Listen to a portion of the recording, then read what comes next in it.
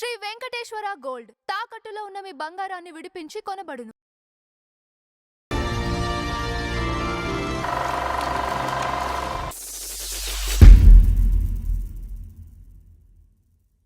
నమస్కారం నందం హరిచంద్ర గారు. నమస్కారం అంజుబాబు గారు. సరే, ఈ రోజు మన ఫ్లాష్ బ్యాక్ లో వల్లూరి బాలకృష్ణ గారి గురించి మాట్లాడుకుందాం. ఆయన గురించి చెప్పాలంటేనండి చాలా చాలా బాధలు పడి, అంటే అందరూ బాధలు పడతారు, ఇందులో కొత్త ఏముంది అనుకోవచ్చు, కానీ అందరూ బాధలు పడటం వేరు, ఈ పాత ఆర్ట్ కోసం బాధపడేవాళ్ళు వేరండి. అంటే చాలామంది ఆకలి దప్పులతో బాధపడతారు, పని దొరక్క బాధపడతారు, చాలామంది ఉంటారు. కానీ కళ కోసం, ఆర్ట్ కోసం, తమలోని నటనని వెలుగు తీయటం కోసం పస్తులుండి నానా ఇబ్బందులు పడి అది సాధించుకోవటానికి చాలా తాపత్రయపడి కళను బతికించే నటీనటులు కొంతమంది ఉంటారండి. అందులో బాలకృష్ణ గారు ఒకళ్ళు. బాలకృష్ణ గారు ఏలూరులో 1925లో జన్మించారండి. ఏలూరులో. వీళ్ళంతా స్వతంత్రానికి ముందు ముందు ఏమండి ఎక్కువగా చదువుకోలేదండి. ఎంచేతంటే అప్పట్లో కొంచెం బిలో మిడిల్ క్లాస్ ఫ్యామిలీ నుంచే వచ్చాడు ఈయన. కాకపోతే ఈయన కొంచెం పళ్ళు ఇదిగా ఉంటుంది కదా, కామెడీ ఫేస్, ఎవరికైనా చూస్తే అర్థమవుతుంది. అది పాతాళ భైరవి రంజిగాడిలో ఐడెంటిటీ అయింది.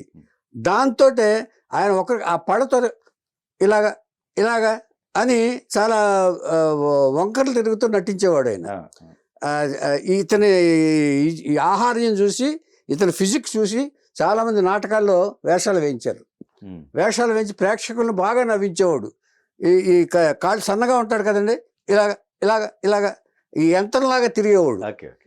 ఇది ఒకళ్ళకేమో ఫేస్లో ఇస్తారండి, ఒకళ్ళకేమో భౌతికంగా ఇస్తారండి, ఒకళ్ళకేమో ఆహార్యం దీంట్లో ఇస్తారండి. అలాగా బాలకృష్ణ అష్టవంకర్లో తిరిగి నటించేవాడు, అందరినీ నవ్వించేవాడు. అతనికి అడ్వాంటేజ్ ఏంటంటే పళ్ళు. ఇప్పుడు మనకి మీరు చెబుతున్న నాకు అల్లురాలింగ్ గారు గుర్తొస్తున్నారు. అల్లురాలింగ్ గారు తర్వాత ఆయన వాయిస్ కూడా అలా డిఫరెంట్గా ఇచ్చేవాడు ఆయన. ఏమంటే అలాంటి బాలకృష్ణకి చాలామంది ఏం చేశారంటే, మామూలుగా పక్కన వాళ్ళు చెప్తారు కదా, ఎక్కిచ్చేస్తారు కదా, అజ్జి గారు మీరు చాలా గొప్పవాళ్ళండి, ఇచ్చేస్తారండి, మీరు ఇక్కడ ఉండాల్సిన వాళ్ళు కాదండి, పెద్ద స్టూడియో కట్టాలండి అని అంటారు కదా. అలాగే బాలకృష్ణ కూడా నువ్వు ఇక్కడ ఉండాల్సిన వాడు కదరా, నీ పెర్ఫార్మెన్స్కి సినిమాల్లోకి వెళ్ళిపోవాలరా నువ్వు అని చెప్పి ఎక్స్ చేశారు. ఎంచేతే 4 నాటకాలు వేసేటప్పటికంటే ఇదివరకు చాలామంది, అంటే ఒక వాళ్ళ మనసులో ఏమీ లేకపోయినా కూడా వీడు ఇక్కడే ఉంటే బాగుండదని కొంతమంది చెప్తారు, బాగుండదు కొంచెం పైకి వెళ్తే అభివృద్ధిలోకి వస్తాడని కొంతమంది చెప్తారు, కొంతమంది స్లేవ్ బ్లాస్టర్ లాంటి వాళ్ళు. అంటే చాలామంది 80% మంచి మనసుతోనే చెప్తారు, వీడు ప్రతిభ వేస్ట్ కాకూడదని చెప్తారు కొంతమంది. చాలామంది ఎవరో 20 మంది వీడు పైకి ఎలాగొస్తాడు అనుకునే వాళ్ళు తప్ప అలాగా ప్రోత్సాహపరచబడ్డ నటుల్లో బాలకృష్ణ గారు ఒకడు. ఏం చేశాడంటే, ఇదివరకు మరి సినిమాలు ఎక్కడ జరిగాయి? కలకత్తాలో జరిగాయి సినిమాలంతా, కలకత్తా జరిగాయి. అంటే వీళ్ళు ఊపుతోటి ఏదో తిండికి ఏదో అణో బేడో పెట్టేసుకుని ట్రైన్ ఎక్కేశాడు. కలకత్తా ట్రైన్ ఎక్కేశాడు. ఎక్కేస్తే మధ్యలో దించేశారు, ప్లాట్ఫామ్ మీద ఉన్నాడు. మళ్ళీ ఇంకో ట్రైన్ వచ్చింది, ఆ ట్రైన్ ఎక్కాడు. టిక్కెట్ అడిగినప్పుడల్లా ఒక ట్రైన్ ఎక్కడ 2-3 ట్రైన్లు మారి కలకత్తా చేరుకున్నాడు. టిక్కెట్ అడిగినప్పుడల్లా ట్రైన్ మారేసి, అంటే పరిస్థితి అండి. అంటే ఒకటండి, ఆ ఊళ్ళోనే ఉంటూ, అంటే దీన్ని బట్టి మనం అర్థం చేసుకోవాలంటే ఆయన ఎంత దీనికోసం నటించడానికి తాపత్రయపడ్డాడో అది కూడా మనం అర్థం చేసుకోవాలి. ఒక ఇన్నర్ కళాభినేషం. ఏమండి, పెద్దగా ఏం లేవు, అసలు ఏం లేవండి. కష్టపడితే తప్ప తిండి లేదండి. అలాంటి పరిస్థితిలో వెళ్ళాడండి. డబ్బులు కూడా లేవండి. ఎవరో అణా బేడో ఇస్తే దాంట్లో ట్రైన్ ఎక్కండి, ఆ అణా బేడాతో ఏదో కొరుక్కుని తింటూ ట్రైన్ ఎక్కాడండి. ట్రీటీ దింపేసినప్పుడల్లా వేరే ట్రైన్ ఎక్కుతూ అలా కలకత్తా చేరుకున్నాడండి. కలకత్తా చేరుకుని ఎవరు తెలియదు కదా, ఎవరు తెలియదు. పంపులో నీళ్ళు తాగాడు. పంపులో దిగి అలా తిరుగుతుండగా పేదవాళ్ళకి ఒక చోట రొట్టెలు పంచుతున్నారట. కలకత్తా కదా అది, రొట్టెలే పంచుతారు. ఆ రొట్టెలు పంచితే లైన్లో నుంచి భిక్షగాడిలాగా రొట్టెలు తీసుకుని మంచినీళ్ళు తాగి వెళ్ళాడు. ఎంచేదంటే మరి అక్కడ ఎవరు తెలీదు, అదే ఆధారం లేదు. తర్వాత వెళ్ళాడు, వెళ్ళి స్టూడియో ఎక్కడానికి కనుక్కున్నాడు. ఈస్ట్ ఇండియా కంపెనీ వాళ్ళు సినిమాలు తీసేవాళ్ళు అప్పుడు అక్కడ. ఆ స్టూడియోకి వెళ్ళాడు. ఆ స్టూడియోలో ఒక సంగీత రికార్డింగ్ జరుగుతుంది అక్కడ. ఆ రికార్డింగ్ మ్యూజిక్ డైరెక్టర్ ఎవరంటే సాలూరు రాజేశ్వరరావు గారు తండ్రి సాలూరు సన్యాసరాజు గారు. పాడేది ఎవరంటే రావు బాల సరస్వతీదేవి గారు, మన బాలసత్యదేవి అని చెప్పు. ఆవిడ ఇడ్లీ తింటున్నారు అక్కడ. అది ఆ మర్నాడు ఇది. అంటే 10 కిలోమీటర్ల స్టూడియోకి నడుచుకుంటూ వెళ్ళాడు. నడుచుకుంటూ వెళ్ళేప్పుడు అరిగిపోయింది, ఏమి లేదు, ఆకలితో ఉంది. అలా చూస్తున్నాడు. ఆవిడ చూసింది, ఏనాయనా కావాలా అంది. తెలుగు అనేప్పుడు ఊపిరిచాడు. అవునమ్మా అని చెప్పి అన్నాడు. 2 ఇడ్లీ ఇచ్చి. అంటే ఆమె ఎవరు అనేది కూడా తెలియదు, అది తెలీదు అన్నాడు. ఎవరో వచ్చాడు అనుకుంది. ఇప్పుడు న్యాచురల్గా ఆవిడ కూడా మహారాజా కుటుంబానికి సంబంధించింది కాబట్టి ఆవిడ ఎవరికైనా అలా ఇస్తూ ఉంటుంది. ఆవిడ ఏదో తింటుంటే ఇచ్చింది ఆవిడ. అంటే సౌత్ ఇండియన్ ఫుడ్ అరేంజ్ చేసేవాళ్ళు అక్కడ మెస్ పెట్టి. కలకత్తాలో ఇదేంటి అనుకోవచ్చు, బయట రొట్టెలు పంచిపెట్టారు కదా, ఈవిడికి మరి సౌత్ ఇండియన్ ఫుడ్డే కావాలి అని అరేంజ్ చేశారు మెస్లో తయారు చేసి. అప్పట్లో మనం మెస్సులో పెట్టుకుని అప్పుడు అవకాశం దొరికింది కదా అని చెప్పేసి అప్పుడు సన్యాసరాజు గారు అప్పుడు ఉంటారు కదా, ఆయన వచ్చి ఏంటి ఎవరో ఏంటో అనుకుంటే తెలుగుడు అనేటప్పటికి కొంచెం తెలుగు అనేటప్పుడు కొంత కలకత్తాలో తెలుగు అనేటప్పుడు ఒక ఇది ఉంటుంది కదండి. తెలుగుడు ఉన్నాడు అనేటప్పటికి ఆయన కాళ్ళ దగ్గర చేరిపోయి ఏంటయ్యా ఏంటి పరిస్థితి అన్నాడు. అంటే ఏం లేదు సార్, నేను ఇలాగ వచ్చేసాను, నేను నటుడిని, అని చేత నాకు ఏదన్నా అవకాశం ఇప్పించాను సార్, కలకత్తా నమ్ముకుని వచ్చాను సార్ అన్నాడు. ఏంటి నన్ను నమ్ముకుని వచ్చా? కాదు సార్, సినిమాని నమ్ముకుని వచ్చాను సార్ అని చెప్పి దండం పెట్టాడు. అతని హావభావాలు ఇవన్నీ కూడా ఆయనకి నచ్చినాయి బాగా. నచ్చిన తర్వాత అక్కడ 2 సినిమాలు జరుగుతున్నాయి. ఒకటి కీచక వధానం, ఇంకో సినిమా ఏదో జరుగుతుంది. దాంట్లో 2 సినిమాల్లోనూ ఆయన చిన్న చిన్న పాత్రలు వేయించాడు. అప్పుడు ఆ పాత్రలతో వేసిన తర్వాత ఎక్కడికి వెళ్లకుండా టీ కాఫీలు అందిస్తూ అక్కడ అందరికీ టీ కాఫీలు అందిస్తూ వాళ్ళ ఆఫీస్లో పనిచేస్తూ తన భుక్తి గడుపుకుంటూ అక్కడ గడిపించాడు. ఆ తర్వాత ఏం జరిగిందంటే ఈ 2 సినిమాలకు కలిపి 15 రూపాయలు ఇచ్చారు. వేషం వేసినందుకు 15 రూపాయలు వచ్చింది. దాంట్లో గడుపుకుంటూ కొంతకాలం అక్కడే ఉన్నాడు. ఏదన్నా వేషం పిలిస్తారనుకో, సపోజు వేసి వచ్చేస్తూ ఉండేవాడు. చిన్న చిన్న స్టాండింగ్ పాత్రలు ఇచ్చేవాళ్ళు అక్కడ, పెద్దగా ఇది లేదు. ఎస్విఎస్ రామారావు అని ఒక ఆర్ట్ డైరెక్టర్ ఉన్నాడు. కొంతకాలం గడిచిన తర్వాత తను మెడ్రాస్ వెళ్ళిపోతున్నాడు. కలకత్తాలో ఉన్నాడు. కలకత్తాలో పనిచేసి సినిమాలు తగ్గిపోతున్నాయి, ఇక మెడ్రాస్లో కూడా డెవలప్ అవుతుంది సినిమా ఇండస్ట్రీ అని చెప్పేసి ఒక మెడ్రాస్ బయలుదేరాడు. ఇది తెలుసుకున్నాడు. అయ్యా నేను కూడా వచ్చేస్తానయ్యా అన్నాడు. వచ్చిన తర్వాత అక్కడి నుంచి ఆయనతో పాటు మెడ్రాస్ తీసుకెళ్ళిపోయాడు. ఇవి ఉన్నాయి డబ్బులు ఇవి ఉన్నాయి. మెడ్రాస్ తీసుకెళ్ళిన తర్వాత ఇక ప్రయత్నాలు ప్రారంభించాడు. ఒక ఆఫీసుల చుట్టూ తిరగటం మామూలే, వేషాల కోసం తిరుగుతుంటే జరగట్లే. ఇక నాటకాలు ఎక్కడ వేస్తారో తెలుసుకుని నాటకాల్లో వేషాలు వేయటం మొదలుపెట్టాడు. అప్పుడే తారాశశంకం అనే నాటకం ఎక్కడో వేశారు ఒక చోట. తారాశశంకం నాటకం వేస్తే అందులో బాలకృష్ణ నటన బాగా నచ్చింది. దాన్ని చూశారు ఎవరు? కేవీ రెడ్డి గారు. విజయ ప్రొడక్షన్స్ కేవీ రెడ్డి గారు డైరెక్టరు. ఇదివరకు నాటకాలు చూసే ఆర్టిస్ట్ని సెలెక్ట్ చేసేవాడు. తర్వాత తెనాలి వెళ్ళి కూడా పౌరాణిక నాటకాల్లో ఎవరెవరు ఉన్నారని చెప్పి వాళ్ళని సెలెక్ట్ చేసుకుంటూ వచ్చేవాళ్ళు. ఏమండి, అలాగా వచ్చిన తర్వాత తారాశశంకం చూసిన తర్వాత తన ఇమాజినేషన్లో కేవీ రెడ్డి గారికి ఒక జడ్జిమెంటు పర్ఫెక్ట్గా ఉంటుంది. ఏదైనా ఎవరు దేనికి పనికొస్తారనే దానికి జడ్జిమెంట్లో కేవీ రెడ్డి గారు మాస్టరు. అలాగే అక్కినే నాగేశ్వరరావు గారిని పాతాళ భైరవిలో ఫిక్స్ చేసి కూడా ఆయన కాకుండా ఎన్టీ రామారావు గారు ఒక టెన్నిస్ ఆడటం చూసి తన క్యారెక్టర్ ఆ జుట్టు ఎగరటం చూసి తన పాతాళ భైరవి క్యారెక్టర్కి ఇతరే కరెక్టు అని సెలెక్ట్ చేసిన గొప్ప దర్శకుడు కేవీ రెడ్డి గారు. ఇది మనం గుర్తుపెట్టుకోవాలి. ఇంచేత అప్పట్లో ఎలా ఉండేవారు దర్శకులు అనేదానికి ఒక ఉదాహరణ. నేచర్ని బట్టి న్యాచురల్గా ఆలోచించేవాళ్ళు. అలాగే ఈ డ్రామాలో ఇచ్చేసిన తర్వాత దాంట్లో ఒక క్యారెక్టర్ ఈయన మైండ్లో వచ్చేసింది. అతను చూడంగానే ఆ క్యారెక్టర్ మైండ్లో వచ్చి అంజిగాడికి అది వేసారు. ఎవరో మన హీరో అసిస్టెంట్గా ఇతను పెర్ఫెక్ట్గా సరిపోతాడు అని చెప్పి ఆ నడక ఇలా నడిచేవాడు. గుర్తుండి ఉంటే పాతాళ భైరవిలో గుర్తుంది. ఇలా నడిచేవాడు ఆయన. అంటే ఫస్ట్ క్రియేషన్ లేదు, ఈయన చూశాకే క్రియేట్ చేశారు ఆయన. పాత్ర వచ్చేసింది ఈయన చూసిన తర్వాత. అదే చెప్పేది నేను. ఇచ్చేదంటే ఎంత ప్రతిభావంతులో చూసుకోండి ఒకసారి. ఇదివరకు ఎంత సిన్సియర్ గా ఆలోచించేవాళ్ళు. అది సినిమాలు చూసి ఆలోచించడం కాదు, నేచర్ లో ఉన్న దీన్ని చూసి, పాత్రలు చూసి, మనుషులను చూసి పాత్రలు క్రియేట్ అయ్యాయి ఇదివరకు. వచ్చిన తర్వాత ఆ పాత్ర ఒక రూపుదిద్దుకుంది. వచ్చిన తర్వాత వేశారు. అతని ఆ హావభావాలు, అతని ఫిజిక్ ప్రకారం గెటప్ వేసి ఇచ్చేసారు అక్కడ. అందులో పద్మనాభం కూర కూడా వేశారు.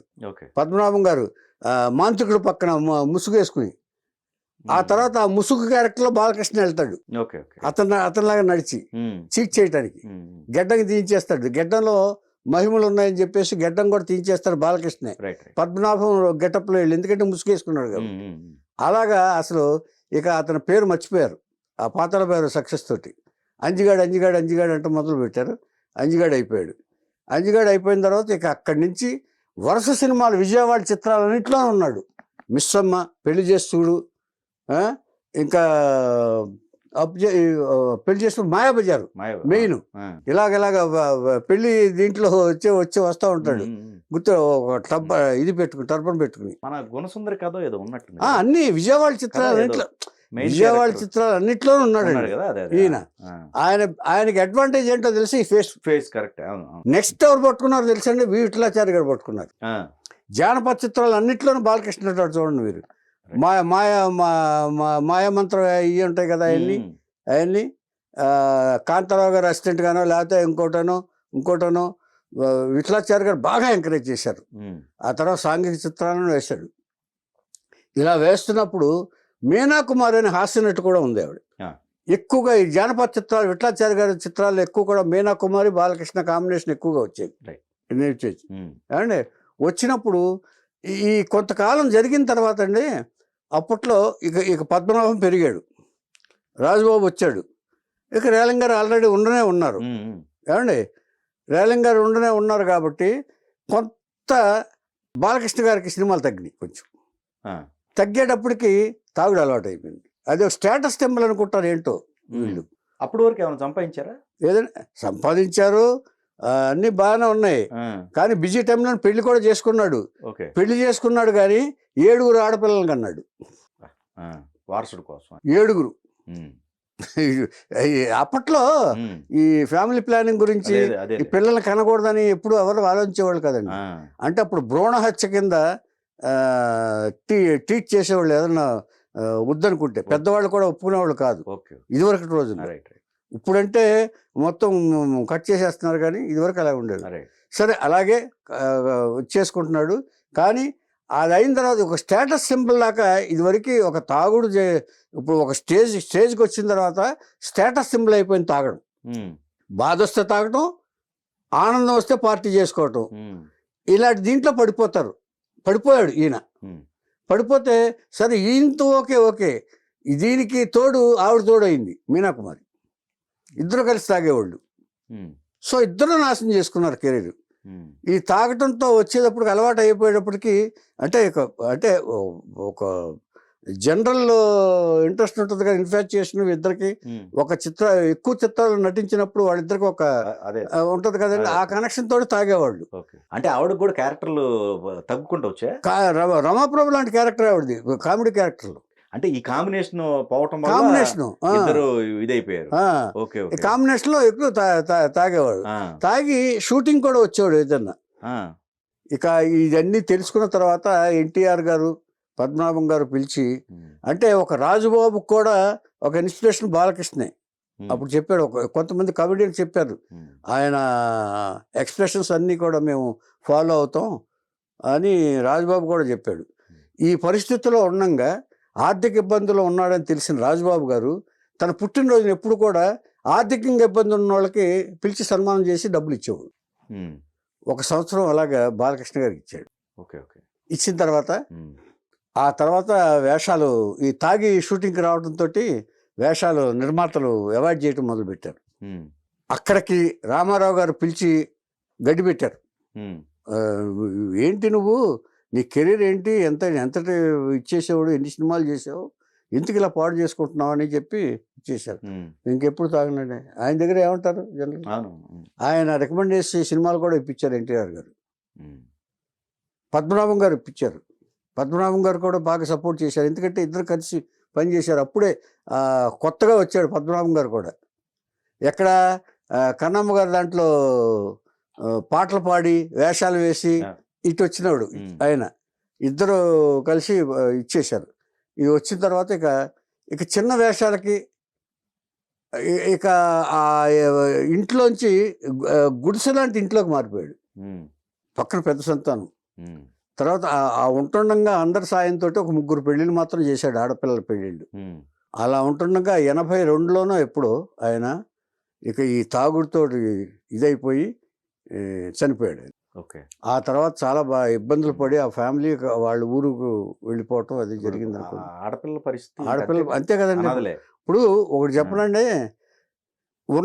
అతను ఉన్నంత వరకు సాయం చేశారు అప్పటి పెళ్ళిళ్ళకి. ఆ వెళ్ళిపోయిన తర్వాత ఎవరు పట్టించుకోరు సార్ జనరల్గా. అంతే కదండి. ఎంచేతంటే పైగా మగాళ్ళు అయితే ఎలాగోలా వెళ్ళి అయ్యా గేట్ దగ్గర లోపలికి వెళ్ళి కలిసో చేస్తారు. ఈ ఆడపిల్లలు అనేటప్పటికీ వెళ్ళటానికి సిగ్గుపడతారు. అంచేత వాళ్ళు ఏదో పని చేసుకుందామని చెప్పేసి వాళ్ళు ఏదో పని చేసుకుని వాళ్ళు ఎక్కడో ఇదైపోయారు. కానీ ఆఖరి రోజుల్లో మాత్రం వేషాలకు మాత్రం చాలా తాపత్రయపడ్డాడు. ఎవరు ఒక పైజమా ఒక లాల్చి వేసుకుని ఇక్కడ వరకు లాల్చి వేసుకుని నేను చూశాను. నేను కూడా ఒక వేషం ఇచ్చాను విశ్వరూపం అనే సినిమాలో. అంటే పరిస్థితి చూసి అంటే ఎవరు ఎదిరించినా కూడా సార్ ఆ తాగుడు అనేది అంటే మానలేకపోవటం ఒక బలహీనత. అంటే ఒకట్లేండి, ఈ క్యారెక్టర్స్ రాకపోవటంతో బాధతో అలవాటు. బాధ అంటే వచ్చినప్పుడు బాగానే ఉన్నాయి కదా సార్, దాన్ని నిలబెట్టుకోవాలి కదా. అదే కరెక్ట్. ఇప్పుడు రాకపోవటం అనేది స్లాక్ పీరియడ్ అని అందరికీ వస్తుంది, ఏ నటుడికైనా వస్తుంది. అది తాగుడే ఒక సమాధానం కాదుగా బాధకి. ఎగ్జాక్ట్లీ. బాధకి నీ మీద అభిమానం ఉన్నవాళ్ళు చాలా మంది ఉన్నారు, నటినట్లు హీరోలు. రామారావు గారితో సహా అభిమానిస్తారు ఆయన్ని. ఆ తర్వాత రామారావు గారు సార్ మీరు మీ కన్సర్న్లో తీసే ప్రతి సినిమా మీతో తీసేసే ప్రతి సినిమాకి మీరు వేషం ఇప్పించనంటే ఇస్తారు. అట్లా మనం చాలా మంది చెప్పుకున్నాం, ఆయన హెల్ప్ చేసింది ఇస్తారు. అంటే ఎవరు ఇవ్వని వాళ్ళు లేరండి. పద్మనాభం కూడా బాగా అభిమానించేవాడు ఈయన్ని, బాలకృష్ణ. కమెడియన్స్ ఫ్యామిలీ అంతా ఒకటేనండి. ఇంతెందుకు రాజబాబు కావాలని క్రియేట్ చేసి డబ్బు సాయం చేశాడు ఆయన పుట్టినరోజుని. అదే అలాగా దీంతో అర్ధాంతరంగా. కానీ ఒక పాకలో ఉండటం అనేది లాస్ట్ రోజుల్లో చాలా బాధాకరమైన విషయం అండి. ఏమంటే ఇల్లు కూడా లేకుండా ఒక గుడిసె లాంటి ఇంట్లో ఉండేవారండి. ఎక్కడ ఉంటున్నారండి? నేను దేనికంటే విశ్వరూపం సినిమా షూటింగ్ కాల్ షీట్లు అడగటానికి ఎవరిని పంపిస్తే ఎక్కడో ఉంటున్నాడని అడిగితే ఎక్కడో ఒక దీని దగ్గర మూలం పడి ఉన్నాడండి అని ఆయన చెప్పారు. అదే తెలిసింది నాకు. అప్పట్లో ఈ వెల్ఫేర్ ఏం లేవండి కార్మికులకి? అప్పట్లో అంత లేవు సార్. లేవా? అప్పుడు ఇంత ఎవేకనింగ్ లేదు. ఇంత ఎవేకనింగ్ లేదు. ఎవరన్నా పెద్దవాళ్ళు సాయం చేయటమే. ఇప్పుడు కడారి నాగభూషణం గారు ఉన్నారు, ఆయన రోడ్డు మీద వెళ్తుంటే ఆయనకు 25,000 బ్యాంకులో వేసి ఆ వడ్డీ తినమన్నారు నాగేశ్వరరావు గారు. అలాగే నాగయ్య గారికి కూడా అలాగే చేశారు కొంతమంది. అంటే అలా ఈయనకు కూడా చేశారు, బాలకృష్ణ గారికి కూడా చేశారు, చేయలేదని చెప్పట్లా. కాకపోతే పెద్ద ఫ్యామిలీ ప్లస్ ఒకటి చెప్పడండి, ఆ డబ్బులు ఇచ్చినా కూడా తాగేసేవాడు. ఇప్పుడు ఎవరు చేస్తారు సార్? తాగటానికి ఎవరు డబ్బులు ఇస్తారు సార్? అన్నం తినడానికంటే డబ్బులు ఇస్తారు. కానీ అంచేత వీళ్ళు కష్టపడటం వరకు ఎంత కష్టపడి వచ్చాడో ఆయన, ఎంత కష్టపడి కలకత్తా వెళ్ళాడు, ఎంత కష్టపడి పస్తులుండి ఈ స్థాయికి వచ్చాడో ఆయన తెలిసి ఒక స్థాయికి వచ్చిన తర్వాత ఈ వ్యసనానికి బలహీనలు అవటం అనేది చాలా విచారించదగ్గ విషయం. తర్వాత ఒక ఆడపిల్లల తండ్రి, 7 ఆడపిల్లల తండ్రి అయి ఉండి అది ఎంత బాధ్యతగా ఉండాలండి. అంటే ఒకటి నేను ఏం చేసినా ఇక నన్ను ఎవరో వచ్చారు అనే నిరాశ కూడా ఒక అంటే మన ఆలోచన విధానం అండి. నేను ఎంత కష్టపడిన ఆడపిల్లల్ని నేను పోషించుకోవాలని బాధ్యతగా ఉండుంటే 10 మంది దగ్గరికి వెళ్ళి 10 మంది సాయాలు పొందేవాడు ఇస్తారు కూడా. ఇండస్ట్రీలో ఎవరు ఇవ్వని వాళ్ళు ఎవరు లేరండి అప్పట్లో. ఇంచేత ఒక నటుడు అంటే ఒక గౌరవం ఉండేవాళ్ళే ఉన్నారు. కానీ ఈయన అలా అర్ధంతరంగా చనిపోయాడు. ఆ తర్వాత ఫ్యామిలీ స్కాటర్ అయిపోయింది. ఇది బాలకృష్ణ గారు అంటే ఒక అత్యున్నత స్థాయికి వచ్చిన కామెడీ నటుడు, అత్యున్నత స్థాయికి వచ్చిన నటుడు ఎండ్ ఇలాగ అయిపోవటం అనేది చాలా బాధాకరమైనది.